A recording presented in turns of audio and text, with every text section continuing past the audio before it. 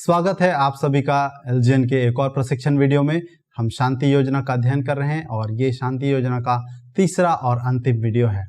जैसा कि मैंने आपको बताया था पिछले वीडियो में कि हम अंतिम भाग में शांति योजना के अलग अलग पांचों क्षेत्र में हमारे मित्र भारत के अलग अलग क्षेत्रों में कैसे कार्य कर पाए हैं, इसका कुछ उदाहरण हम देखने वाले हैं और साथ ही साथ हम क्या कार्य योजना बना सकते हैं ताकि इसे प्रभावशाली ढंग से अपनी सेवा में लागू करें, उसके बारे में कुछ बातें करेंगे।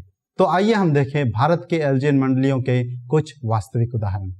एलजीएन के कई अगुवों को परमेश्वर ने एक से अधिक मंडलियों की स्थापना करने के लिए इस्तेमाल किया है।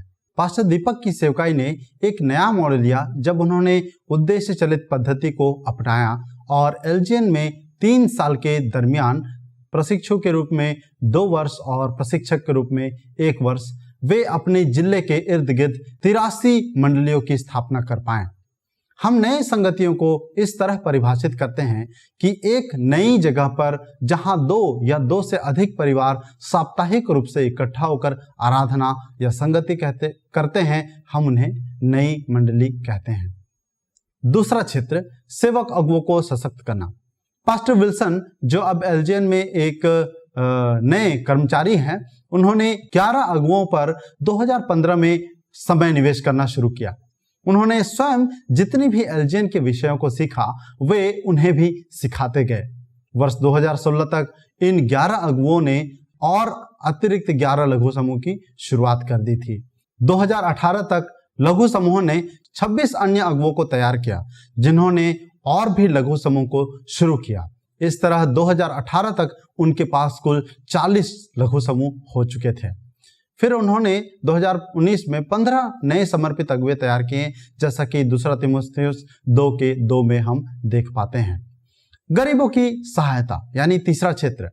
बिहार में एलजीएन के एक उत्कृष्ट प्रशिक्षक हैं जिनका नाम पास्टर लालू है।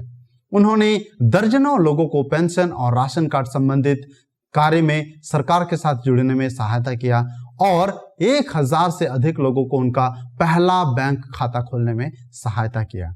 वे अपने इस कार्य क्षेत्र में इतने पारंगत थे कि शाखा प्रबंधक ने उन्हें अपने गांव में स्थानीय शाखा मित्र बना दिया। पासवानी और एलजीएन में प्रशिक्षण देने के अलावा यह उनका एक व्यवसाय बन चुका था। अब वह बैंक में पैसे निकासी और जमा दोनों की देखरेख भी कर रहे थे। चौथा क्षेत्र बीमारों की देखभाल। जबकि ऐसे एलजीएन के अगुवे हैं जो मेडिकल क्लिनिक चलाते हैं और चमत्कार के ऐसे अद्भुत उदाहरण भी हैं जिसने कई परिवारों को मसीह की ओर आकर्षित किया है। कुछ एक घटनाओं ने पूरे गांव को भी आकर्षित किया है। हम पास्टर अनिल के कार्य पर ध्यान देना चाहेंगे जो नवी मुंबई के झुग्गी बस्तियों में अपने मंडली के सदस्यों के साथ जागरूकता प्रशिक्षण चलाने का काबिले तारीफ कार्य कर रहे हैं। उन्होंने कई परिवारों के जीवन में एक उम्दा प्रभाव डाला है और उनमें से कुछ ने मसीह को भी ग्रहण किया है और वे मंडली में भी शामिल होते हैं। वे गंभीर अवस्था में पाए जा रहे हैं। तकरीबन 8 टीबी से संक्रमित लोगों को बचा पाए हैं और स्वास्थ्य शिविर 2019 में तकरीबन 400 से अधिक लोगों की सेवा भी कर चुके हैं। 5वां क्षेत्र में हमारा उदाहरण। भारत के एलजीएन मंडलियों में अलग अलग जगह सैकड़ों प्रौढ़ शिक्षा के कार्यक्रम गतिमान हैं। इसने सिर्फ विश्वासियों को परमेश्वर के वचन पढ़ पाने की क्षमता और उनके अपने आत्मविश्वास और दैनिक क्षमताओं में बढ़ने का अवसर देने के द्वारा उन्हें मजबूत ही नहीं किया, परंतु साथ ही साथ यह एक ऐसा प्रभावशाली कार्यक्रम भी है जो खोए हुए लोगों को मंडली के सदस्य बनने में भी सहायता प्रदान किया है और जैसे जैसे उनके द्वारा महसूस की जाने वाली आवश्यकताएं पूरी होती गई, उनके साथ प्रतिष्ठा और सम्मान के साथ व्यवहार करने में भी सहायक साबित हुई है। एलजीएन में इस क्षेत्र में पहल करने वाले पहले व्यक्ति पास्टर माइकल थे। वे अनेक प्रौढ़ शिक्षा कार्यक्रम को अब कई वर्षों से चला रहे हैं। यहाँ आप जिस महिला का चित्र देख रहे हैं वह 2016 में पूरी तरह से अनपढ़ थी, लेकिन 2019 में वह शिक्षा ग्रहण कर इस कदर आगे बढ़ पाई है कि पास्टर माइकल ने उन्हें मंडली में परमेश्वर का वचन साझा करने का अवसर प्रदान किया। यह एक परिवर्तित जीवन की वाकई शक्तिशाली गवाही है।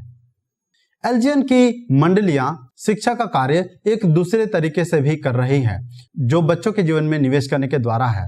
दो भाई हमारे मोहन और जुनास अपने जिले में तकरीबन 60 बच्चों को निरंतर ट्यूशन की सुविधा उपलब्ध कर रहे हैं। छोटे बच्चे यहाँ स्थानीय भाषा में वर्णमाला सीखते हैं और बड़े बच्चे गणित और अंग्रेजी और साथ ही साथ बाइबल की कहानियां और कुछ गीत भी सीख रहे हैं। मंडली में आज ये बच्चे कल के अगुवे हैं। आइए अब हम शांति योजना से संबंधित कुछ कार्य योजनाएं देखें।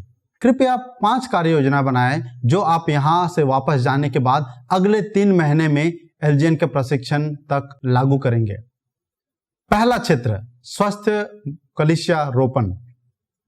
मुझे अगला किस समुदाय में ध्यान केंद्रित करना चाहिए? इन सवालों पर आप ध्यान दे सकते हैं। उस स्थान पर क्या कोई शांति पुरुष है जिसके साथ मुझे अपने संबंध को मजबूत करने की जरूरत है? मुझे एक नई शुरुआत के लिए कितना समय देने की जरूरत है? उदाहरण के लिए सप्ताह में 1 से 2 दिन आप दे सकते हैं।